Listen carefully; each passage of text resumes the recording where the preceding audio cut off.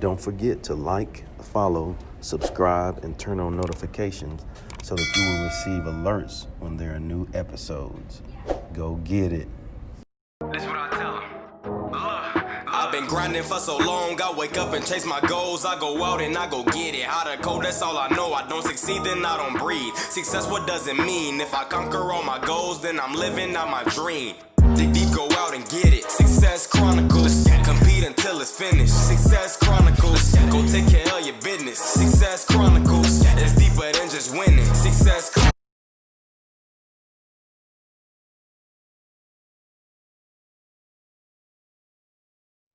Hey, what's up, everybody? This is Chip Baker coming to you with another episode of the Success Chronicles. Man, really excited about this one. Really excited to have my guy, Mr. Adam Jablin, on with us. A great guy, lots of energy. Man, has an amazing story and doing some awesome things to truly help others. And I'm so thankful to have him on this episode of the Success Chronicles. So first off, man, thanks so much for taking the time to interview with the Success Chronicles. Yo, Chip, thanks for even inviting me. It's an honor to be here with you. Like I told you, I've listened to a few of your podcasts, and I loved it because that's my genre. I love listening to inspiring men and women that are leading the path. I love it. That's awesome. Thank you so much for the kind words. And man, let's dive into it. Yes, I know sir. off air we talked about, some of your life story and your journey. But if you don't mind sharing that with the audience and tracking it till now. Yeah. I'll try to do it in a more brief consensus, so I don't want to ramble, and I want us to be able to have a good dialogue. But I like to start with that I'm 14 years, coming on 15 years clean and sober. And that's very important to talk about because my recovery is what woke up some gifts in me that I did not know were there. They were dormant.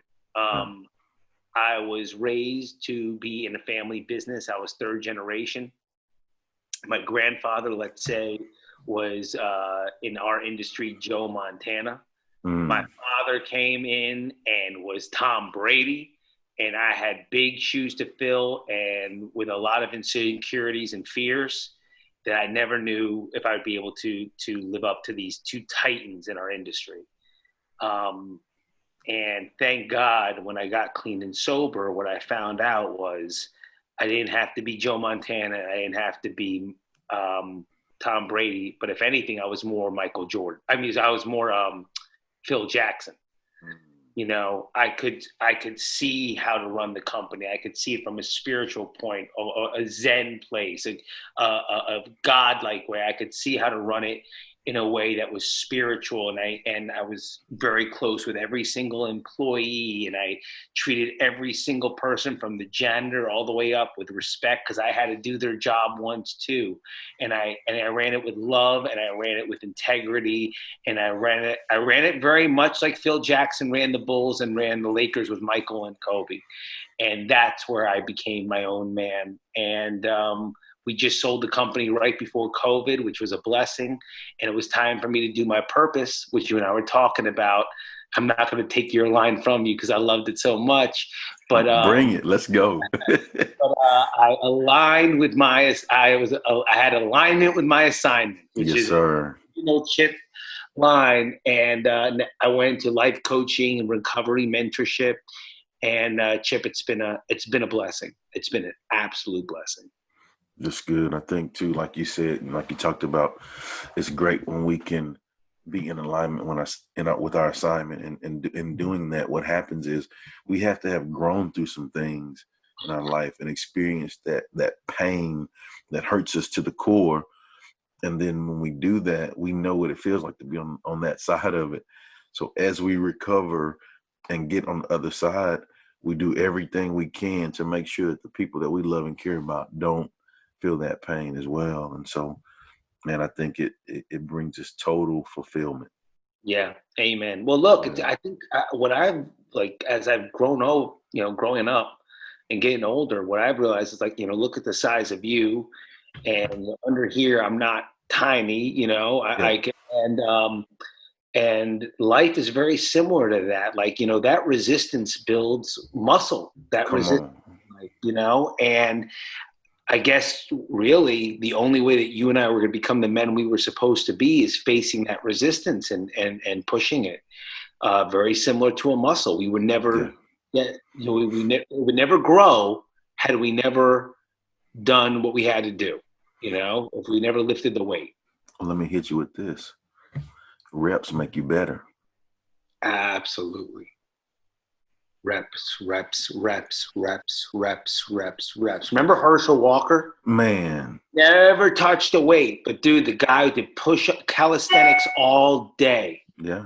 All day. So your body weight is resistance too. And the reason I'm bringing that up is that resistance comes in all forms. Without a doubt.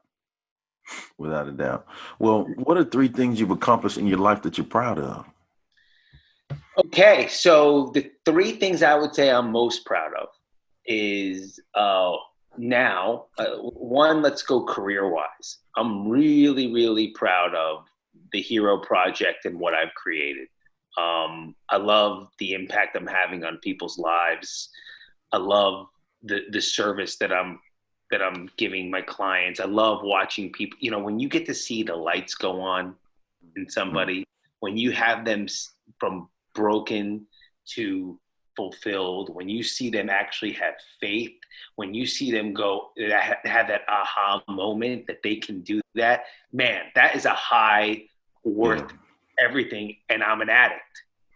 So imagine how I feel about that. So that's number 1. Number 2 is my children.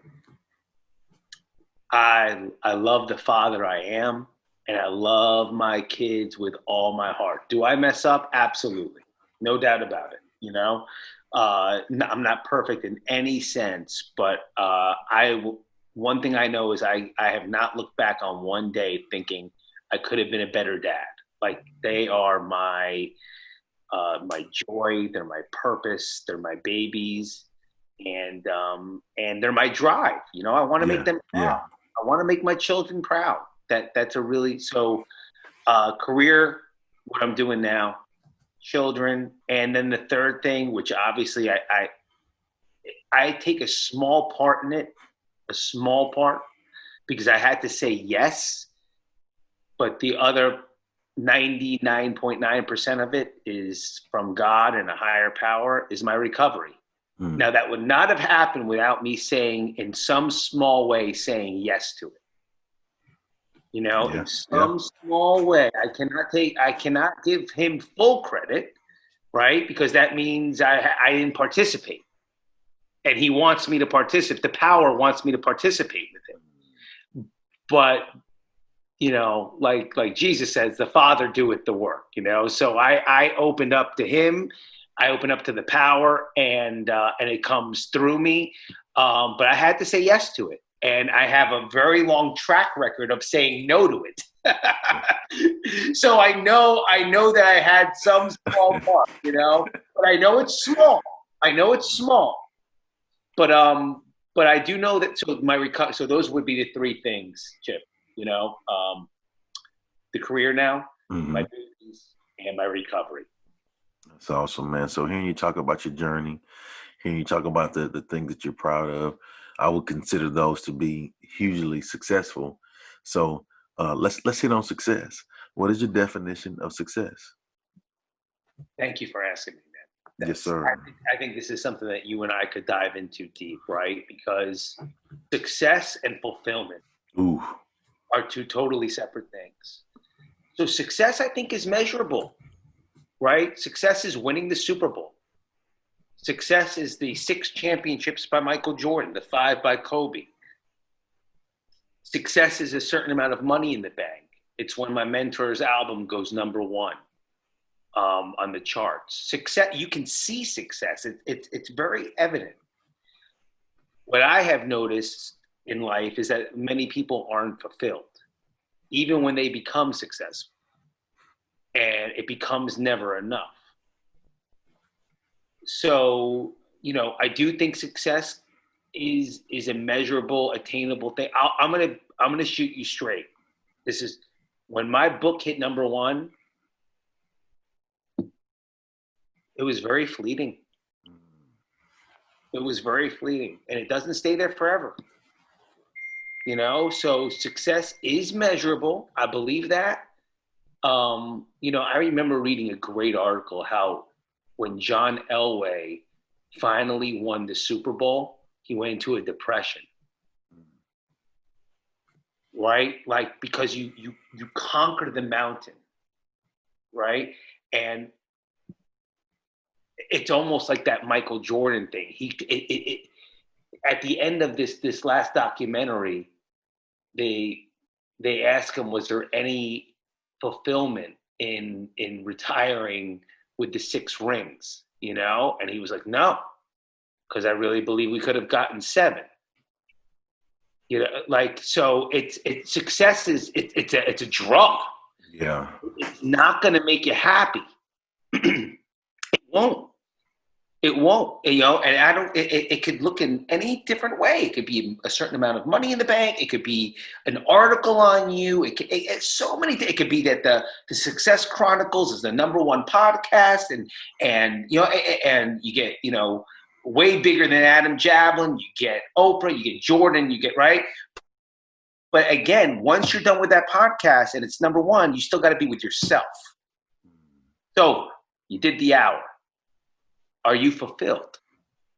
Are you fulfilled? So I do think you could see success. Success is a trackable, measurable goal. That's what I would say it is. Love it. Yeah. Well, what do you think it takes to achieve that type of fulfillment?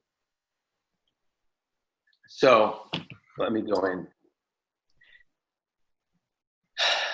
To feel the fulfillment, I think you have to know that you put all of your heart into something. I think you have to let go of living in the here and now, the material world, and live from a place of joy and being connected to something greater and something higher. I really believe that. Because if it's always all about us, if it's always all about you, if it's always all about me, it's lonely. It's very, very lonely. So, there's a reason that I actually love like this right now. It's because, like social media, it's fun and you market yourself, but I get it. Like I'm getting good at it. You market yourself, but it's lonely. It's about the connection. Me. I just try to use it as marketing to get people to be with me. So, because this is where it's at. This is the juice. This is the juice. So, fulfillment is I'm being very fulfilled in this conversation. Yeah. And if you don't mind, I'd like to kind of elaborate on that point too. Same analogy.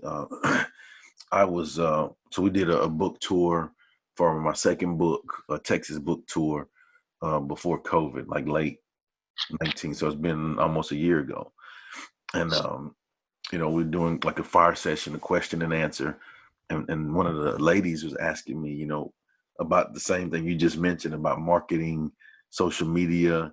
She was going into, hey, I want to push this out there, yada yada yada.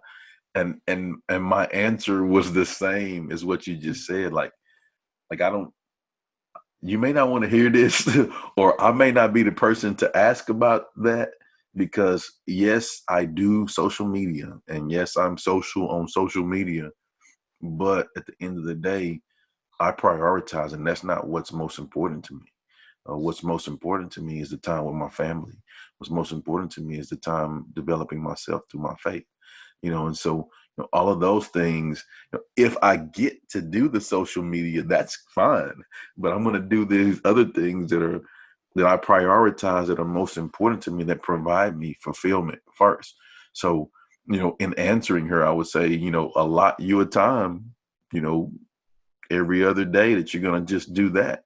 But then, whatever is important to you, you got to take care of that first. And you get extreme fulfillment when you can let yourself be disciplined enough to let yourself prioritize, to keep the main thing the main thing. Keep the main thing the main thing. And just how much I'm aligned with you, how much we the same. I intentionally let people know. I say it straight up. That is marketing. Yeah. That is not me. Don't think it's me. Don't think it. I'm Mhm. sitting there thinking all day. I got to post this and I got to post that. And this is marketing. This is so I'm attractive to people that really need the coaching, really are really in a bad spot. But I want to be with them. I want to be coaching, and I want to be with my kids, and I want to be with my friends, and I want to enjoy life. Period. Period.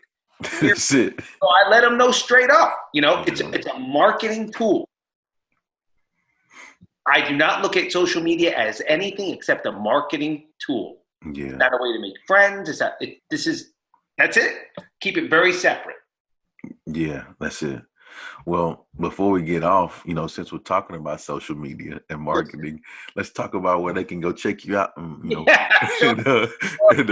and show you some love and get connected with you. I appreciate it. Yeah. So I try to make everything easy. So Instagram is at Adam Jablin.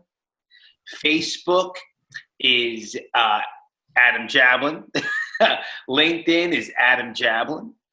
But I do have an online course that they can find there called the Hero 7 that I'm really, really proud of. And I put a lot of time and work into it, Chip, and really it's the 7 principles that it's really, there's a bonus video, but it's really the 7 to 8 principles that I do every day, that I do absolutely every day. And it goes into a little detail of how to do it, and it builds the person up one video at a time. Yeah. And it's things that you already do, things that I already do, but that most people don't. And if they do enjoy it, there are things that they can do in that. They could stay in the hero community. They can look into coaching with me, or they could just keep the videos for themselves and use it whenever they want. That's awesome, man. Well, again, I just want to say thanks so much for taking the time to provide some heat today. Hey, man, we should have threw out a disclaimer and warned them, hey, it is about to be a heat session. Yes, sir. Okay. Anytime, man. We could do this anytime. And if I ever do a podcast, because I'm not there yet, I will have you as my very first guest. That's awesome, man. But God bless you, man. I really love what you're doing. Like I said, I like doing my homework, so I listened to a few podcasts before, and I was honored to be asked to be on this. Awesome. Well, again, thank you so much, and I wish you continued success. And thank you guys for checking out this episode. We'll see you next time. God bless. God bless. Go get it.